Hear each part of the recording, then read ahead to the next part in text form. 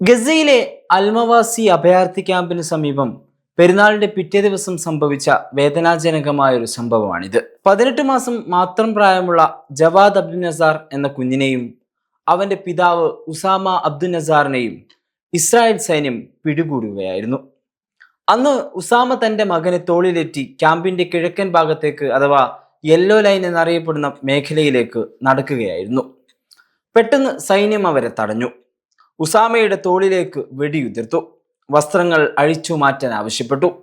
പിന്നീട് കുഞ്ഞിനെ പിതാവിന്റെ കയ്യിൽ നിന്നും പിടിച്ചെടുത്തു.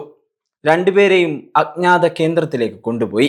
മണിക്കൂറുകൾ നീണ്ട ഈ കസ്റ്റഡിയിൽ പിതാവിനെ ചോദ്യം ചെയ്യാൻ വേണ്ടി കുഞ്ഞിനെ ഉപയോഗിച്ചതായാണ് റിപ്പോർട്ട്.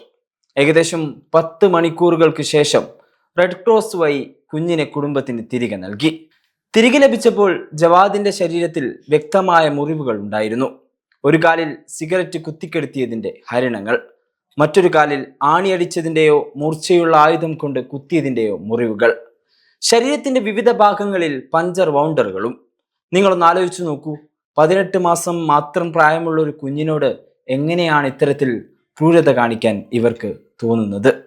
ഇവർ മനുഷ്യരാണോ? ഡോക്ടർമാർ പരിശോധിച്ച ശേഷം പറഞ്ഞത് ഇങ്ങനെ: ഇത് ബോധപൂർവമുള്ള പീഡനമാണ്, യുദ്ധോപകരണങ്ങളല്ല, മനുഷ്യരുടെ ക്രൂരമായ പ്രവൃത്തിയാണ് ഈ മുറിവുകൾ ഉണ്ടാക്കിയത്.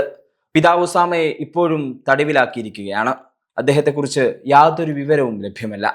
മാനസികമായി അസ്ഥിരത നേരിട്ടിരുന്ന ഉസാമയെ സമ്മർദ്ദത്തിലാഴ്ത്താൻ വേണ്ടിയാണ് കുഞ്ഞിനെ ഇങ്ങനെ പീഡിപ്പിച്ചതെന്നാണ് കുടുംബം പറയുന്നത്. ഈ സംഭവത്തിന്റെ വിശദാംശങ്ങൾ TRT വേൾഡ്, അൽ ജസീറ തുടങ്ങിയ മാധ്യമങ്ങൾ റിപ്പോർട്ട് ചെയ്തിട്ടുണ്ട്.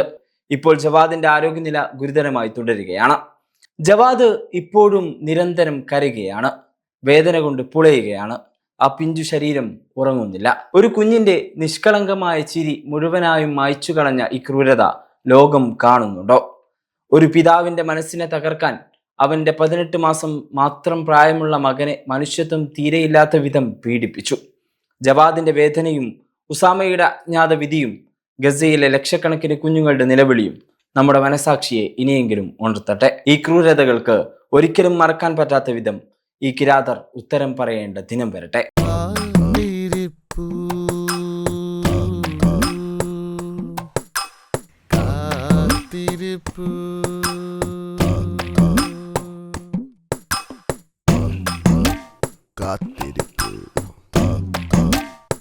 എല്ലാം ശരിയാകുമെന്ന് പറഞ്ഞിട്ട് 10 വർഷം.